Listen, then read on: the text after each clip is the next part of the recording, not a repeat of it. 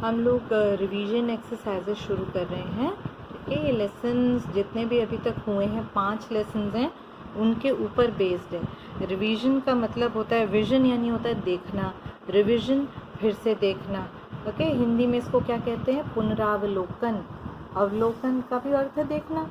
तो revision exercises जो हैं 1 अभी हम करने जा रहे हैं। पहला क्या है? Read and learn. अब इसमें कुछ वर्ड्स दिए हैं, ये सभी शब्द आपके अलग अलग लेसन्स की ग्लॉसरी से आ रहे हैं, वर्ड मीनिंग से आ रहे हैं। ठीक है, कुछ भी मेरे ख्याल से नया नहीं है, फिर भी मैं इसकी हिंदी आपको बताती जाऊंगी। अगर आपको नहीं आती है तो आप लिख लीजिए। Okay, right. So first one is forgiving. Okay, माफ़ करने वाला। फॉरगिव का अर्थ होता है माफ़ करना, तो जो माफ़ कर देता है उसे फॉरगिविंग कहते हैं। ठीक, जैसे mothers are naturally normally very forgiving. माएँ जो हैं अपने बच्चों की गलतियों को आम तौर पे माफ़ कर देती हैं, ज़्यादा तंग नहीं करती। देन लिविंग, जीवित को लिविंग कहते हैं। एग्जिस्टेंस, अस्तित्व। राइट, मैं लिख नहीं रही हूँ, लेकिन आपको जहाँ लगे कि मुझे ये शब्द का हिंदी नहीं आती है, आप इसको पॉज कर लिया करिए और लिख लिया करिए। हालांकि आई विल रियली रिकमेंड कि you should invest in a good Hindi to English dictionary.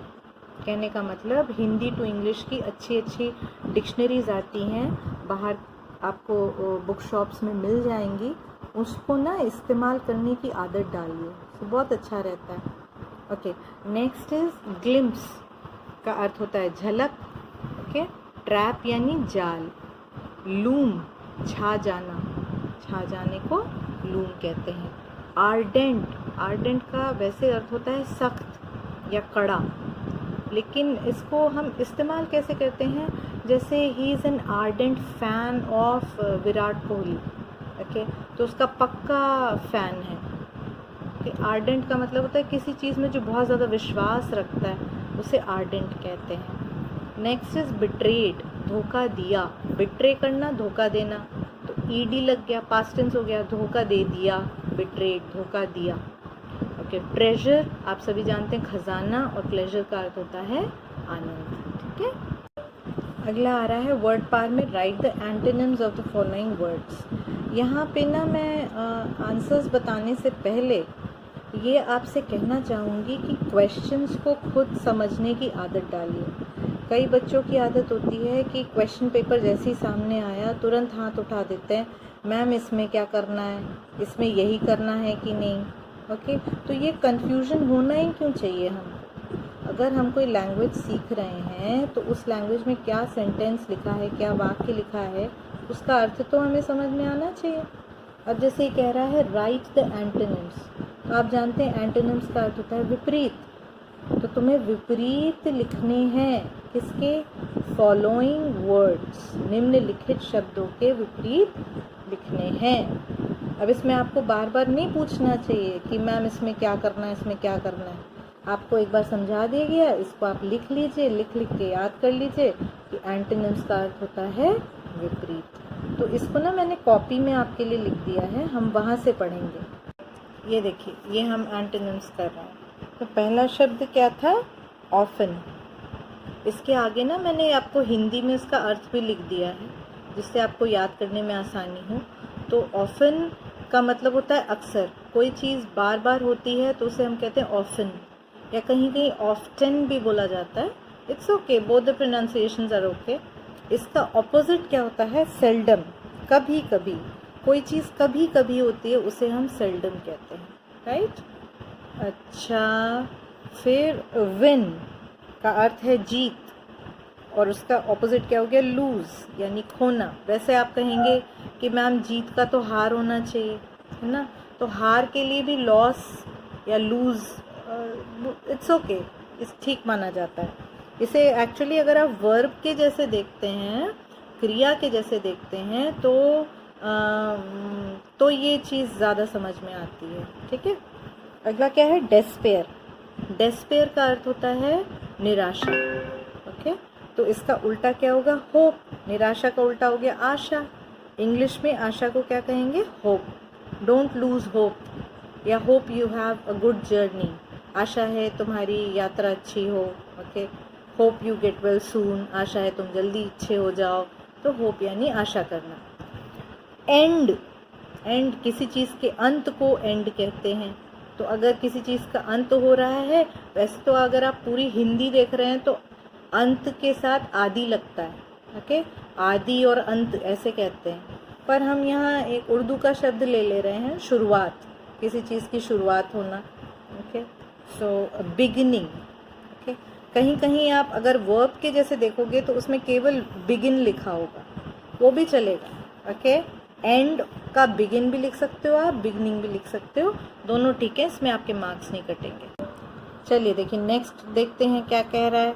Right the following words, निम्नलिखित शब्दों को लिखिए। इन द ऑर्डर, ऑर्डर का मतलब होता है क्रम, ठीक है। इन विच दे अपीयर, जिस क्रम में वह दिखाई देते हैं। कहाँ पर?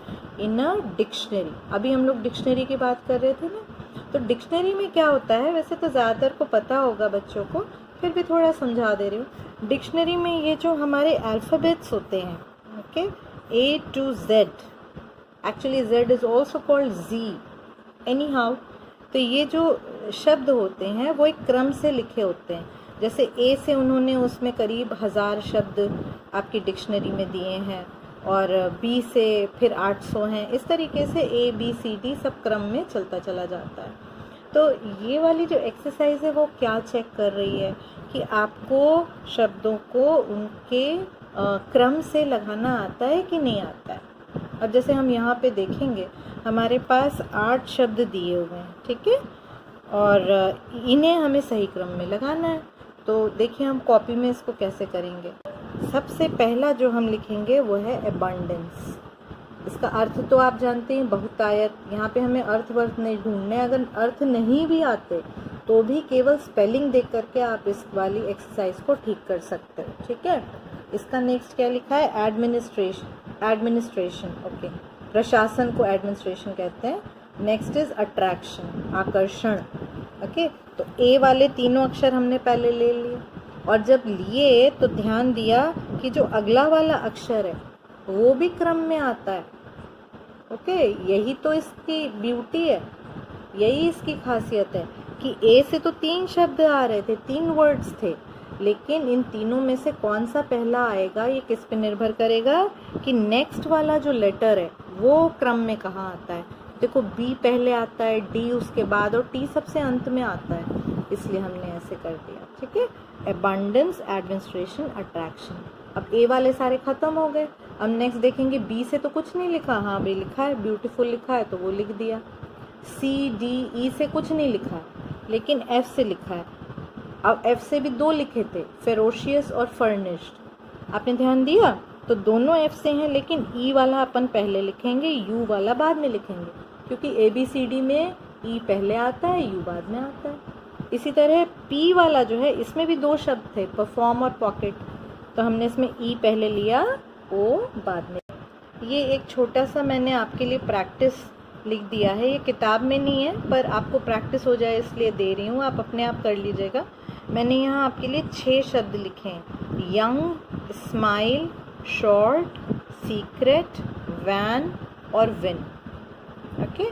तो इन शब्दों को आपको फिर से अल्फ़ाबेटिकली, ओके, लगाना है आपको। इसमें ए बी सी डी नहीं आ रहा है, ये पीछे वाले लेटर्स दिए हैं मैंने, वर्ड्स दिए हैं, बट दैट डजेंट मैटर, उसका रूल तो वही रहेगा, है ना। आप इनमें से पहले ढूंढो कौन सा पहले आता है, फिर कौन सा आता है, इस तरीके से, ओके। नेक्स्ट इज यूज़, अच्छा, right what we call them, this is pretty easy, ये सब आपको आता है, फिर भी हम जल्दी से कर लेते हैं। वन हु सेल्स ज्वेलरी, जो आभूषण बेचता है उसे हम क्या कहते हैं? ज्वेलर कहते हैं, okay. One who treats patients, जो मरीजों की का उपचार करता है उसे डॉक्टर कहते हैं। वन हु ट्रैवल्स, जो यात्रा करता है उसे ट्रैवलर कहते हैं। स्पेलिंग का ध्यान रखना, डबल एल है। नेक्स्ट आ रहा है, use the following pairs of words in sentences to show the difference in their meaning. Pair of word का मतलब क्या है? वर्ड्स का मतलब है शब्दों के जोड़े, ओके, जोड़े को पेयर बोलते हैं, जैसे पेयर ऑफ सॉक्स। ओके, आप मोज़ा एक तो नहीं पहनते, दो पहनते हैं। या पेयर ऑफ ग्लासेस, चश्मा जो लगाया जाता है ना। तो पेयर का मतलब क्या होता है, जोड़े। और जोड़े यहाँ पे एक नहीं है, यहाँ तो 3 जोड़े हैं, इसलिए इसको क्या लिख दिया इन्होंने, पेयर्स ऑफ वर्ड्स। शब्दों के जो जोड़े दिए हैं इनको क्या करना है, हमें वाक्य में इस्तेमाल करना है, जिससे कि उनकी अर्थ में जो डिफरेंस है वो हम बता सकें। चलिए इसको करते हैं कॉपी में, आपको और क्लियर हो। अब देखिए इसमें पहला जो पेयर आ रहा है वो है सीन और सीन। ये जो 2 शब्द हैं हमारे पास, दोनों का उच्चारण एक जैसा है, प्रोनाउंसिएशन एक जैसा है, ठीक है, सीन और सीन। अगर आप इसकी देवनागरी लिपि लिखेंगे तो दोनों कैसे लिखी जाएंगी, स में बड़े ई की मात्रा और न, सीन, लेकिन इनके अर्थ अलग अलग हैं। तो स्पेलिंग जैसी अलग हुई, अर्थ अलग हो गए। इस सीन का अर्थ है देखा और इस सीन का अर्थ है दृश्य। आपको क्या करना है, वाक्य लिखना है। तो आइए देखते हैं। I have seen her yesterday, yesterday यानी बीत गया, कल। मैंने उस लड़की को कल देखा था, या देखा है, सॉरी, देखा है, ठीक है। अगला क्या था, सीन, दृश्य। I drew a scene of sunrise. Drew is a past tense of draw. Okay, चित्र बनाने को ड्रॉ कहते हैं, और हमने चित्र बना लिया के लिए बोलेंगे आई ड्रू। तो मैंने एक दृश्य बनाया, किस चीज़ का, सूर्योदय का। सूर्योदय का एक दृश्य मैंने बनाया, चित्र बनाया, ठीक है। अच्छा, अगला क्या है, हियर और हेयर। Here, here, okay. इस हियर का अर्थ है सुनना, HEAR, सुनना। और HERE का अर्थ होता है यहाँ। देखिए पहले वाले में हमने सेंटेंस क्या बनाया, I can't hear you in this noise, NOISE, noise. Noise यानी शोर। इस आवाज़ में, इस शोरगुल में मैं तुम्हें सुन नहीं सकता। I can't hear you, okay. और यहाँ के लिए, हेयर के लिए क्या बोला है, Ravi come here quickly. Ravi यहाँ जल्दी से आओ, या फिर जल्दी से यहाँ आओ। ये ना बहुत छोटे छोटे सेंटेंसेस हैं।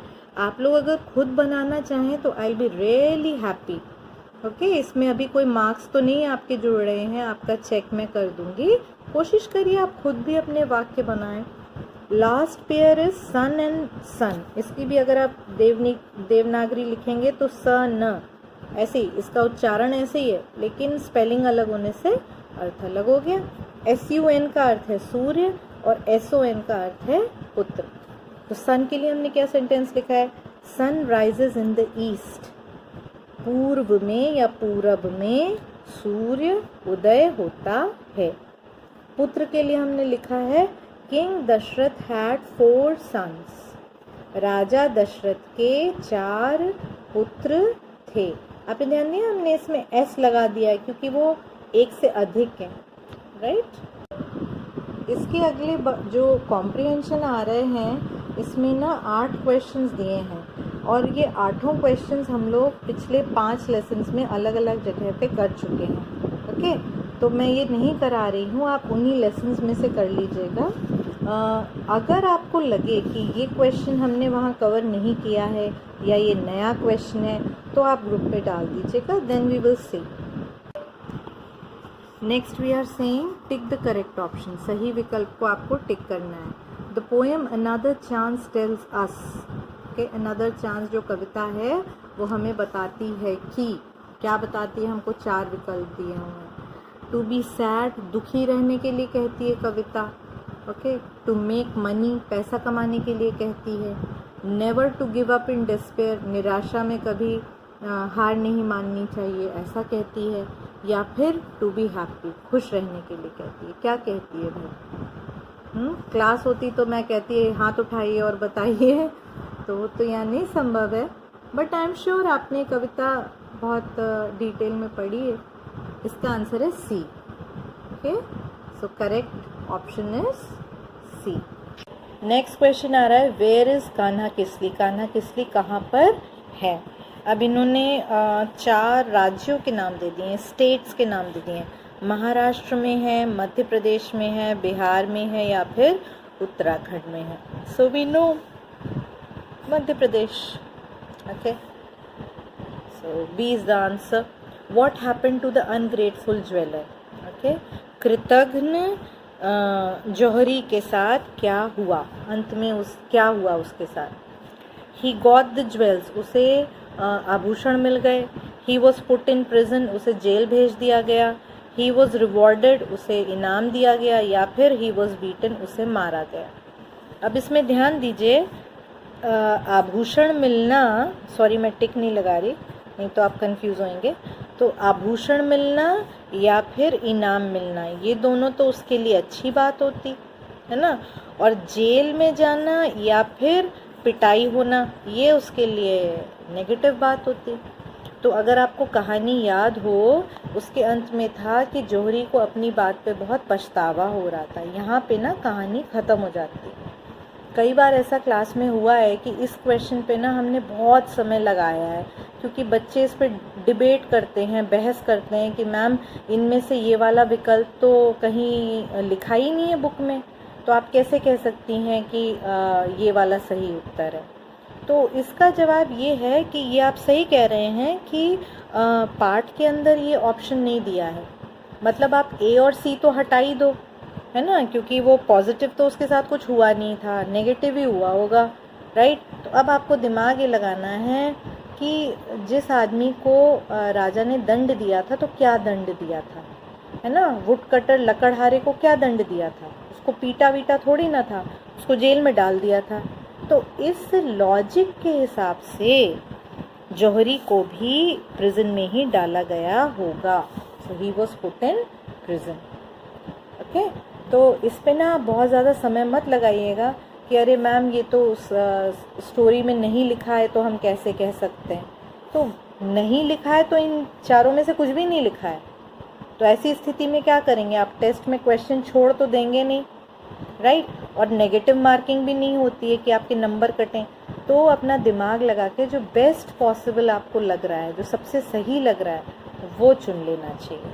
चलिए अगला है, the Chipko movement started in. Chipko movement शुरू हुआ था कहाँ पे? यहाँ पे भी चारों स्टेट्स के नाम दिए, राज्यों के नाम दिए, मध्य प्रदेश, छत्तीसगढ़, उत्तराखंड और राजस्थान. तो इफ़ यू रिमेंबर, ये तो लेसन की शुरुआत में ही था, उत्तराखंड, है ना. तो we know the answer is C. Last है, the miser came to the hole to see his. Okay, कंजूस जो आता था वो गड्ढे में देखने के लिए आता था. क्या देखने के लिए आता था? हेन्स, कॉइन्स, ट्रेजर या पॉट्स. ये तो हमने अभी किया था, एक पिछले हफ्ते किया है शायद. मुर्गियाँ देखने आता था, सिक्के, खजाना या घड़े, क्या देखने आता था? तो वो खजाना देखने आता था. इसका आंसर भी सी है. ठीक है, तो इसको आप पॉज करके सही तरीके से लिख लीजिए. अगला क्या करना है भाई? Rewrite these sentences after changing the gender of the noun. Gender का मतलब होता है लिंग. ओके, तो जो संज्ञा है उसके लिंग को हमको बदलना है और नया वाक्य लिखना है. अब जैसे ना देखो, ये मैं पहला वाला आपको बताती हूँ. The poet receive the prize from the queen. तो इसमें हम क्या करते हैं? सबसे पहले वाक्य में ना नाउन ढूंढते हैं, संज्ञा ढूंढते हैं, जो व्यक्ति है या जो जगह है.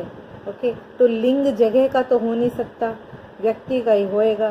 तो हम इसको ना अंडरलाइन कर लेते हैं. जैसे इसमें पोएट एक नाउन है और क्वीन एक नाउन है, ये दो हमको चेंज करने हैं, इनका जेंडर हमको बदलना है. तो पहले तो ये मालूम होना चाहिए कि वाक्य के अंदर वो नाउन है कहाँ.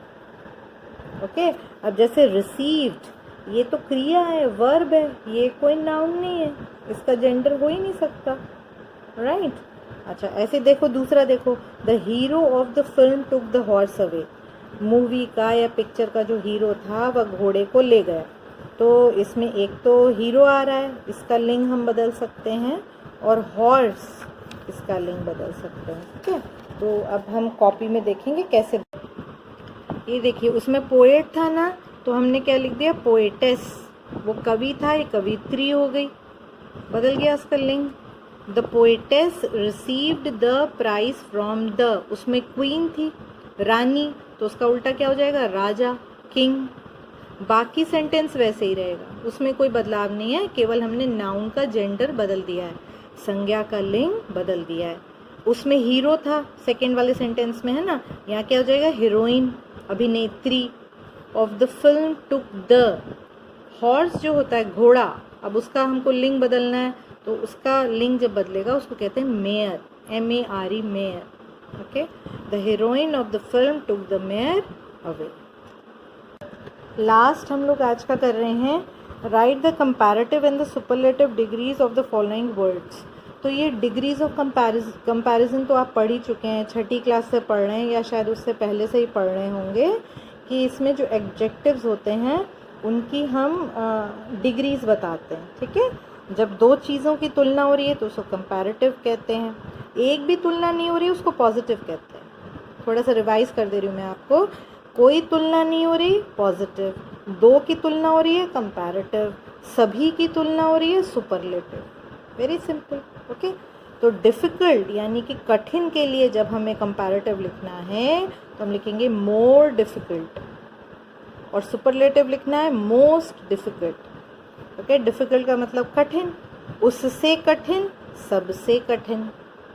नेक्स्ट क्या है, फ्यू, कम। अब फ्यूअर, इसमें मोर और मोस्ट नहीं लगता है। ओके, इसमें मोर मोस्ट नहीं लगेगा तो इसको लिखेंगे फ्यूअर और फ्यूएस्ट, ER और EST।